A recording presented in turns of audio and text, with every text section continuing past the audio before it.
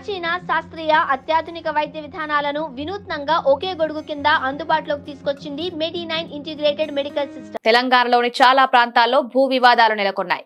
భూ వాస్తవ విస్తీర్ణానికి ప్రభుత్వ రికార్డులకు మధ్య చాలా తేడా ఉన్నట్లు సర్కార్ గుర్తించింది. రాష్ట్ర వ్యాప్తంగా దాదాపు 5 లక్షల ఎకరాల ధరణి పోర్టల్లో అక్రమంగా నమోదు చేసినట్టు తేలింది. వాటికి చెక్ పెట్టేందుకు రాష్ట్రంలో మళ్లీ భూముల సర్వే నిర్వహించాలని ప్రభుత్వం భావిస్తున్నట్లు తెలుస్తోంది.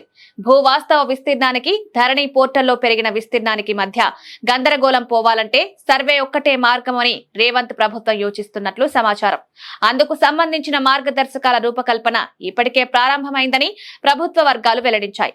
150 మండలాల్లో ఒక్కో గ్రామం చొప్పున పైలట్ సర్వే నిర్వహించే ఛాన్స్ ఉంది. ఇక గత బీఆర్ఎస్ ప్రభుత్వం భూ రికార్డుల కోసం ధరణి పోర్టల్ తీసుకురాగా కాంగ్రెస్ ప్రభుత్వం దాని స్థానంలో భూభారతి పోర్టల్ తీసుకొచ్చిన సంగతి తెలిసిందే. ఈ చట్టానికి ఇప్పటికే అసెంబ్లీలో ఆమోద ముద్ర వేశారు. తాజాగా ఈ చట్టం అమలుపై రెవెన్యూ శాఖ మంత్రి పొంగులేటి శ్రీనివాసరెడ్డి కీలక కామెంట్స్ చేశారు. ఎటువంటి పొరపాట్లకు ఆస్కారం లేకుండా పగడ్బందీగా భూభారతి చట్టం రూపొందించాలని వెల్లడించారు. తెలంగాణ వ్యాప్తంగా భూములకు సంబంధించి పలు సమస్యలున్నాయని దృష్టికొచ్చిందన్నారు. గత బీఆర్ఎస్ ప్రభుత్వం నిర్వాకం వల్ల వాటికి సరైన పరిష్కారం లభించలేదని ఆక్షేపించారు. బీఆర్ఎస్ ప్రభుత్వం తీసుకొచ్చిన ధరణి పోర్టల్ వల్ల సమస్యలు మరింత ఎక్కువయ్యాయే గాని పరిష్కారం లభించలేదన్నారు. రైతులు తమ భూములను కోల్పోవాల్సి వచ్చిందన్నారు. అప్పటి ప్రభుత్వ తొందరపాటు నిర్ణయాలతో రెవెన్యూ వ్యవస్థను పూర్తిగా భ్రష్టు పట్టించారని ఫైర్ అయ్యారు.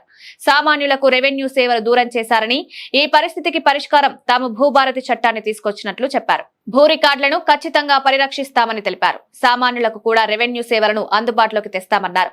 అన్నదాతల భూమికి సంబంధించి ఏ చిన్న కష్టం వచ్చినా రెవెన్యూ కార్యాలయాల్లో పరిష్కారం లభించేలా తమ ప్రభుత్వం విధి విధానాలు రూపొందిస్తుందన్నారు.